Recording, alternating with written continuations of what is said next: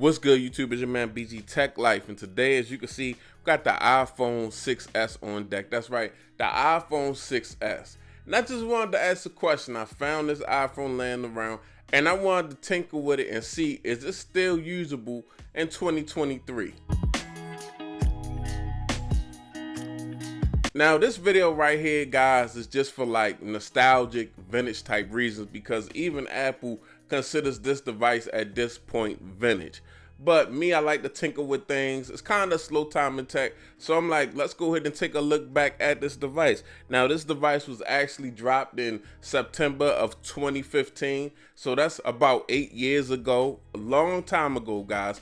But when I found this device, I said I'm gonna plug it up. Once I plugged it up, I knew I was gonna do a video. So I started to check it out, started to check out the software, and I was actually surprised this device was on iOS 15. It's on the version of iOS 15.8 that just got an update October of 2023. So this year, it's just got an update, and it's got pretty good, pretty up-to-date security measures on this device, which I found really interesting. I thought a device like this would not be updated at all, would not get a security patch, but 15.8 actually dropped last month for this device. So with that being said, the security measures are kind of there to use this device if you wanted to use it. Now I understand, I wouldn't really recommend anybody picking up this device because it is so old, and for a little bit of money you could get a way newer device, way more update device than this from Apple. You can get a used 11, a used iPhone 12, so we're just doing this for kind of like shits and giggles. So I downloaded some of the more simple apps for this device. I took a look back at the camera. Another thing that surprised me about the camera, guys, now remember, this had an A9 processor, it's a 4.7-inch screen, and a 12 megapixel shooter on back. And this device could actually shoot 4K 30 frames per second.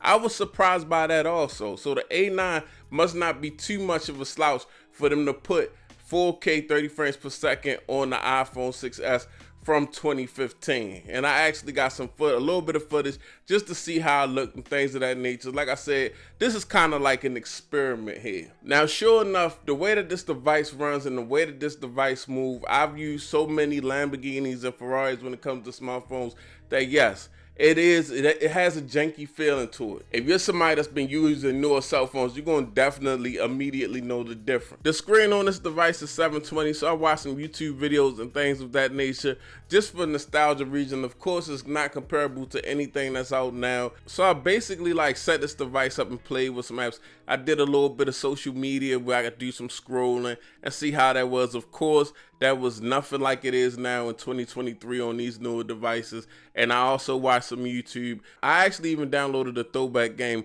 which was Temple Run, which I was able to play, and it played a little bit better than I thought it would, but it's definitely nothing that you would want to play now. But if you had an emergency or you broke a phone, you had to put a SIM card in this device, with the security measures that this device have, you could actually utilize this device. That's the crazy thing about it. In 2023, you can utilize this 8-year-old device. You still got iMessage, you still got FaceTime, you still got AirDrop. This is one of the kids' old devices, and it became an emergency device in case one of them broke their phones. They would throw their SIM card in this until their device got fixed. So this device has been through many hands. It's held up pretty well over the years. And I'm gonna keep it real with you.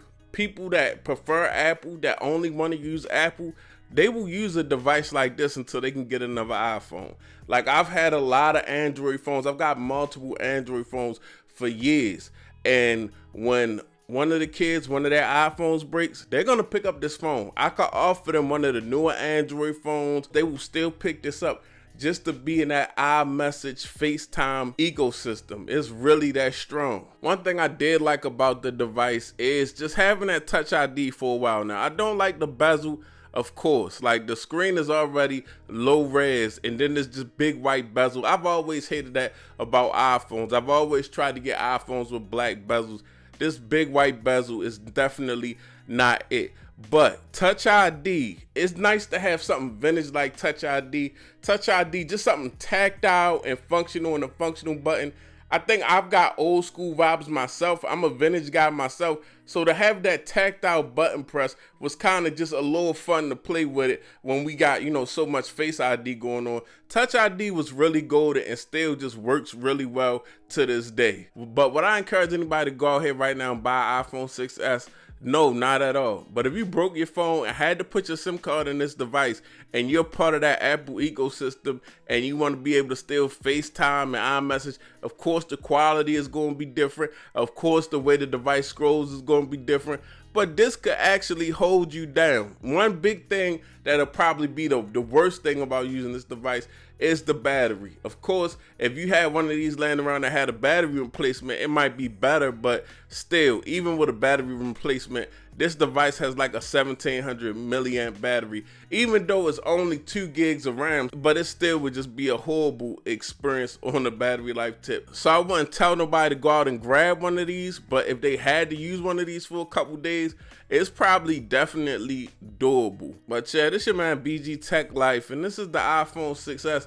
This is how this device is operating and how it has landed in 2023, and this is 7 years. Now we got companies like Google that's doing 7 years of software updates. Maybe I need to go grab a Pixel from 7-8 years ago and do a video on that and see how it truly holds up, because outside of the software, the device just has to be built up to hold up over all these years. And this device, definitely the build has probably took a real beating, but it's still holding up. You can see it's a little scarred and things of that nature. You could charge it, put a SIM card in it, make a phone call, send a text message, watch a YouTube video, even though your battery's gonna die really fast, but it's still around. It's your man BG Tech Life, this is the iPhone 6S. I'm out. Peace.